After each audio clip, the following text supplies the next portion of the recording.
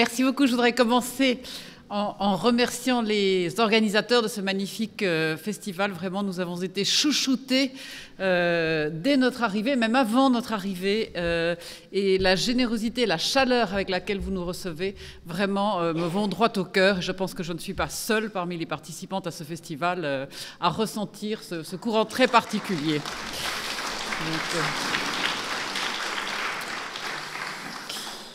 Donc, comme vous le rappelez, j'ai coordonné un ouvrage avec une collègue allemande qui s'appelle donc l'idée de l'Europe au XVIIIe siècle. Je vous le signale simplement parce que c'est un ouvrage qui est disponible gratuitement en ligne et qui a existé d'abord en français et ensuite en anglais et en allemand, parce que nous l'avons fait traduire, donc moi, par des étudiants d'Oxford, donc en anglais, parce que ce sont des textes essentiellement français, et ma collègue Rotraud von Kulessa de l'Université d'Augsbourg en allemand. Donc pour ceux d'entre vous qui êtes enseignants, c'est un outil qui peut servir, et encore une fois, qui est accessible gratuitement en ligne. Alors je vais vous parler très rapidement donc aujourd'hui de l'idée de l'Europe chez les écrivaines du XVIIIe siècle. Et ce que je voudrais commencer par vous dire, c'est que les Européennes du XVIIIe siècle, eh bien souvent ne sont pas des écrivaines au sens moderne du terme. Suzanne y a fait un peu allusion au départ.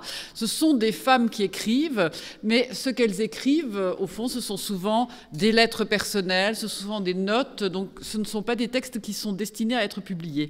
Et parmi celles qui se retrouvent européennes, qu'elles le veuillent ou non, il y a en particulier, bien entendu, beaucoup de jeunes femmes de grandes familles et de très grandes familles, en tout premier lieu, les princesses que l'on marie à des princes ou souverains étrangers. Et je vous ai mis donc à l'écran un portrait de Louise-Élisabeth de France, Madame Infante, Madame Première, la seule fille de Louis XV à se marier, avec sa fille Isabelle, parce qu'elles incarnent, je crois, cette destinée européenne de certaines femmes.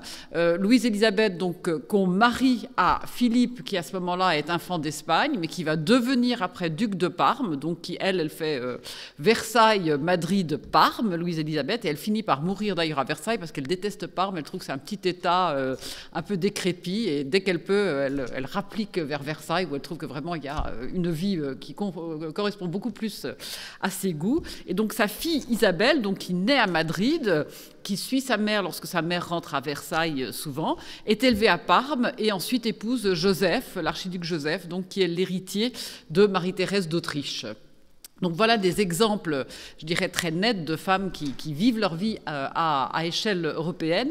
Et Isabelle de Parme, qui meurt à 21 ans de la variole, de la petite vérole, écrit toute une série de textes passionnants, dont un traité d'éducation, etc. Et un petit texte qui s'appelle « Du sort des princesses », où elle écrit la citation que j'ai mise à l'écran. « La voilà condamnée à abandonner tout, sa famille, son pays, et pour qui ? Pour un inconnu, pour une personne dont elle ignore le caractère, la façon de penser, pour une famille qui peut-être ne la verra qu'avec jalousie, ou du moins prévention, sacrifice d'un prétendu bien public, mais plus encore de la politique, elle part, abandonne ce qui lui est de plus cher dans l'incertitude, de plaire à celui auquel on la destine. Peut-on rien trouver de plus dur si l'on réfléchit bien à cette situation ? Je trouve que cette vision est tout à fait intéressante en soi, parce qu'elle montre que cette européanisation de certaines destinées se fait de manière difficile, se fait avec des concessions. Isabelle de Parme, donc, est vraiment quelqu'un qui mérite, je crois, d'être beaucoup mieux connue. Et elle montre, je crois, que les voyages des femmes, souvent, sont des voyages involontaires. J'en dirai un petit mot un peu plus tard. Alors, quelle idée de l'Europe y a-t-il pour une femme qui n'est pas une princesse ?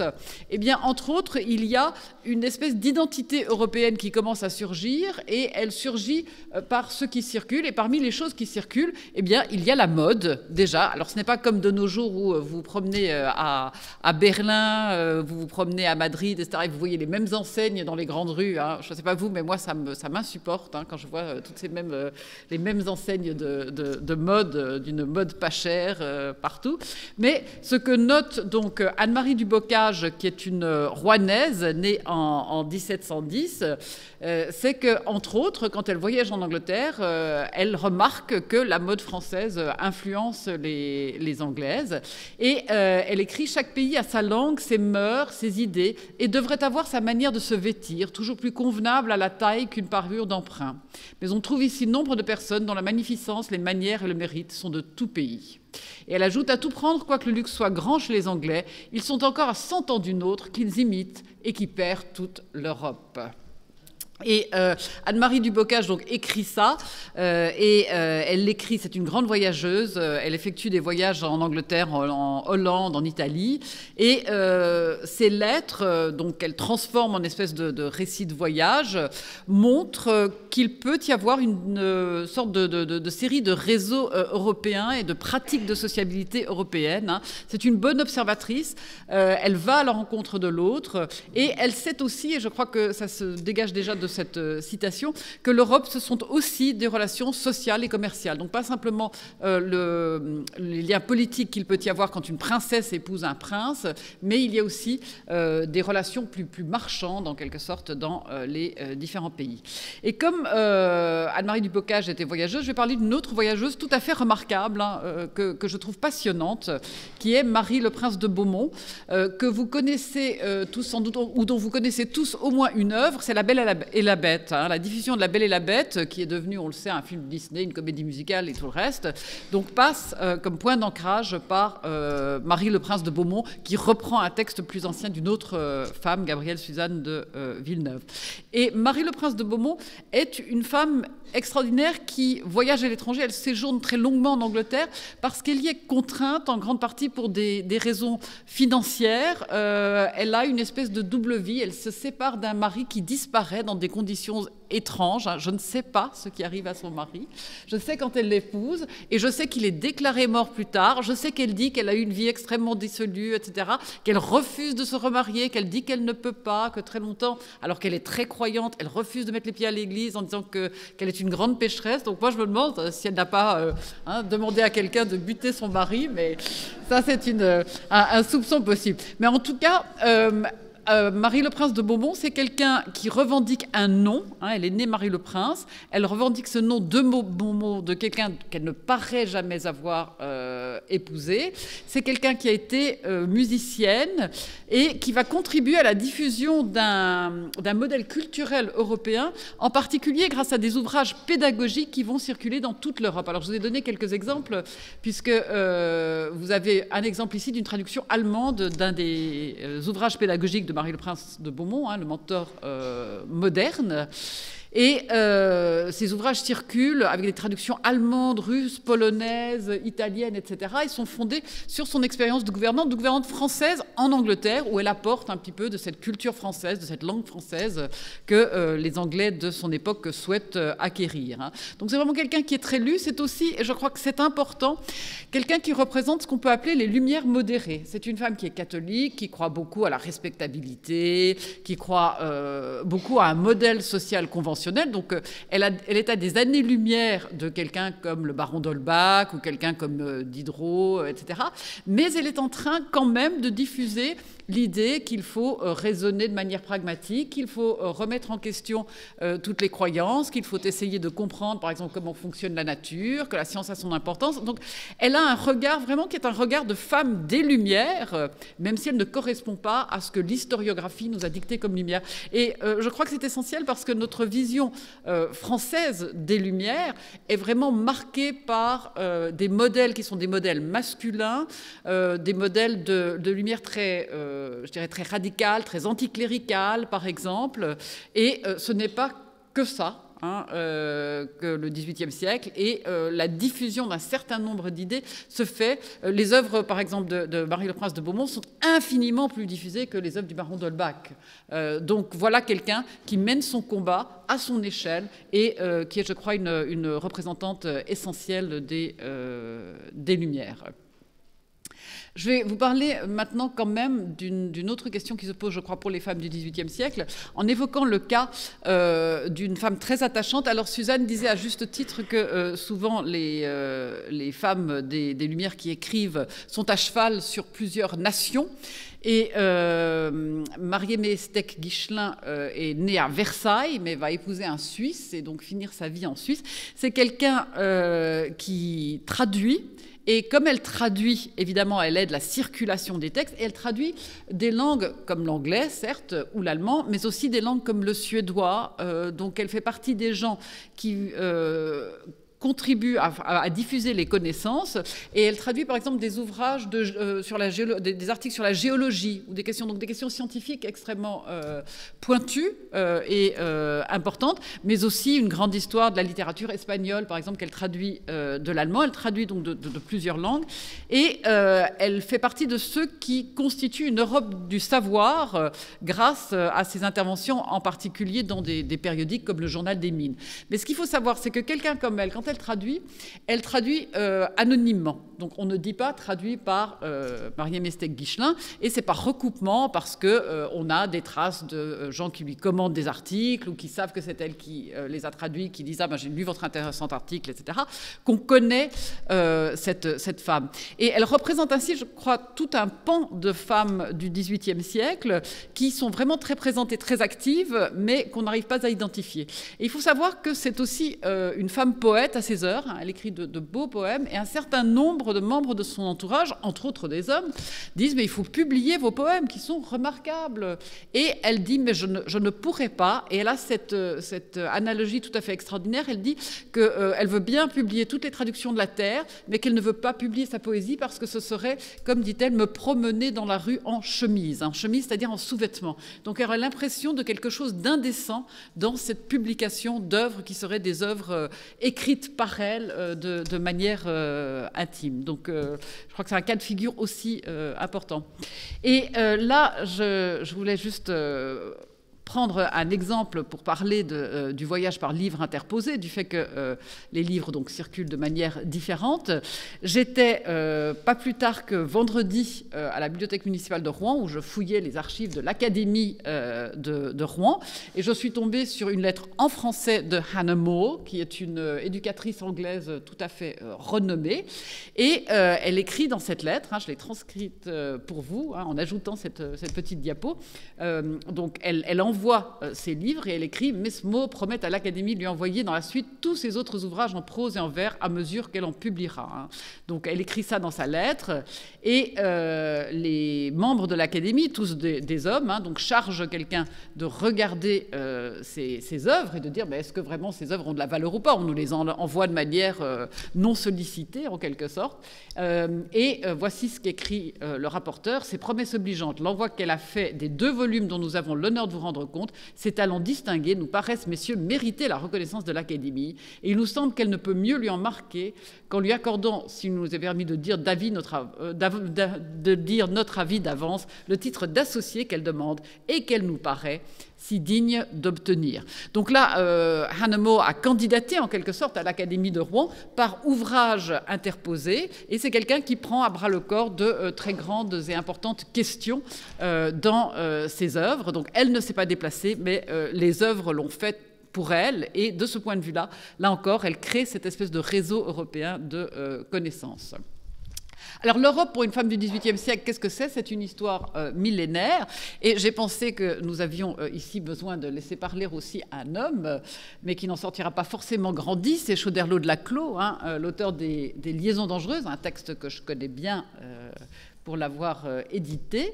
Mais Choderlos de Laclos, dans un projet d'essai sur l'éducation des femmes, dit ceci: il faut avoir une idée de l'histoire de toutes les nations européennes, mais une femme peut en négliger les détails. Donc vous voyez, ce n'est pas forcément tout à l'honneur de Laclos. Pour Laclos, on n'a pas besoin de connaître l'histoire médiévale avant Charlemagne. Il dit c'est une époque ténébreuse, sans intérêt pour la morale, l'histoire ou la littérature. Donc elle est superflue pour l'éducation des filles. Donc voilà, mais fort heureusement, Laclos n'a pas été entendu de tout le monde. Et parmi les gens qui croient à une importance d'une culture qui remonte bien avant donc donc l'époque à laquelle il écrit, eh bien, il y a Germaine de Staël, dont Stéphanie nous parlera plus tard.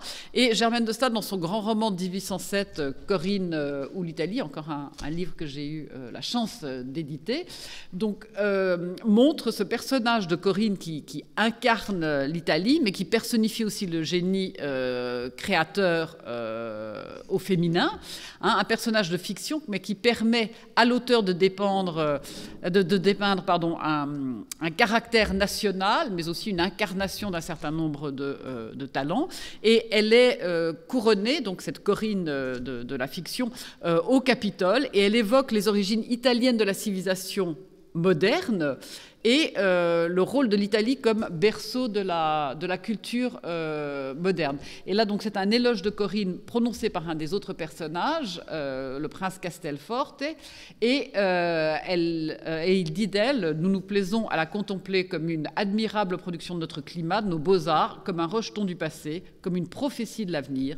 Et quand les étrangers insultent à ce pays, donc l'Italie, d'où sont sorties les lumières qui ont éclairé l'Europe, quand ils sont sans pitié pour nos torts qui naissent de nos malheurs, nous leur disons: regardez Corinne. » Et j'ajoute que Corinne comme roman et Germaine de Staël comme figure d'écrivain, donc Corinne a été un roman essentiel pour les Italiens qui, à l'époque, donc la péninsule italienne est composée d'une série d'États de statuts divers. Eh bien, la réunification italienne doit quand même beaucoup aussi à cette reconnaissance d'une espèce de culture fédératrice défendue par Germaine de Staël. Hein.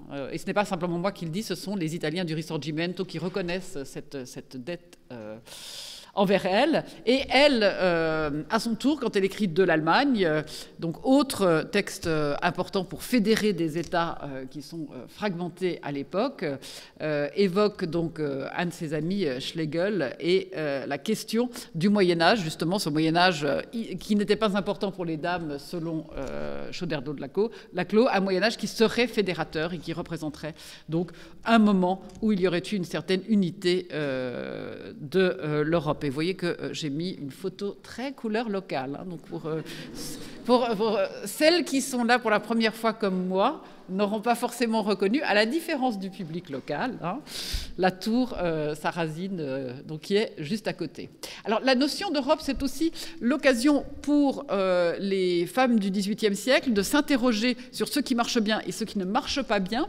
Hein, Suzanne a cité les lettres d'une péruvienne de Françoise de Graffigny. Et dans un livre comme Les Lettres d'une péruvienne, le regard d'un étranger ou d'une étrangère, en l'occurrence donc l'héroïne du roman Zilia, une princesse péruvienne, permet de critiquer la France. C'est le regard naïf, le regard pseudo-naïf de la péruvienne qui va permettre de montrer que les Français sont trop attirés par l'apparence, par exemple, que l'éducation des femmes est négligée, et ainsi de suite. Donc je crois que là aussi, ce jeu entre Europe et regard extérieur, c'est une très bonne manière de retourner le regard sur soi, en quelque sorte. Et cet apprentissage de la relativité culturelle, on le trouve ailleurs aussi. Hein. J'ai cité Marie Le Prince de Beaumont tout à l'heure. Et ici, il y a un petit échange que je vous laisse lire assez cocasse dans le magasin des adolescentes, hein, où une des jeunes filles demande à la gouvernante comment comprendre en quelque sorte les coutumes étrangères, le fait de manger ses ancêtres, et en même temps avec ce regard sur l'idée de manger les ancêtres et de rendre présentes les belles actions, faire passer le courage donc des ancêtres en soi si on les mange, si on est cannibale. Il y a aussi cette image de l'importance aussi de rendre honneur à nos racines. Alors, il y a pour les femmes du XVIIIe siècle, donc parfois des lieux, même si elles ne bougent pas, parfois des lieux où il est possible de voir d'autres personnes, des étrangers, d'autres Européens. Et je citerai ici, alors c'est un petit peu parce que je suis logée par le festival dans un endroit qui s'appelle le Château du Deffand, et du coup que j'ai voulu citer Madame du Deffand, que vous avez ici par Carmontel, et qui reçoit donc l'Europe entière dans son salon, ce ce qui permet donc des échanges extraordinaires. Donc elle, à Paris, ne bouge pas mais reçoit tout le monde, alors que par exemple Catherine II en Russie attire à elle Diderot, Falconet, etc. Mais il y a vraiment une hospitalité au féminin. Et tout ceci, c'est grâce essentiellement au fait que le français est la langue de l'Europe à l'époque. Vous avez peut-être lu le livre de Marc Fumaroli, Quand l'Europe parlait français. Je vous ai mis une lettre en français de Catherine II pour donc introduire Valérie, qui me suivra, un portrait d'Isabelle de Charrière, et aussi la couverture du livre d'une collègue russe. Je vous parlerai la langue de l'Europe à propos des Russes qui parlent français. Donc vraiment, nous, on a l'anglais comme langue véhiculaire. Au XVIIIe siècle, c'est vraiment le français. Et je terminerai en rappelant que l'idéal d'une union au-delà des frontières, grâce à la langue, mais aussi grâce à une ouverture d'esprit, à une tolérance, une Europe sans frontières, celle à laquelle nous aspirons, et je le dis d'autant plus que je vis très mal le fait d'être au Royaume-Uni après le Brexit. On le trouve chez quelqu'un comme Germaine de Staël, qui évoque ce qu'elle appelle l'association de tous les hommes qui pensent d'un bout de l'Europe à l'autre.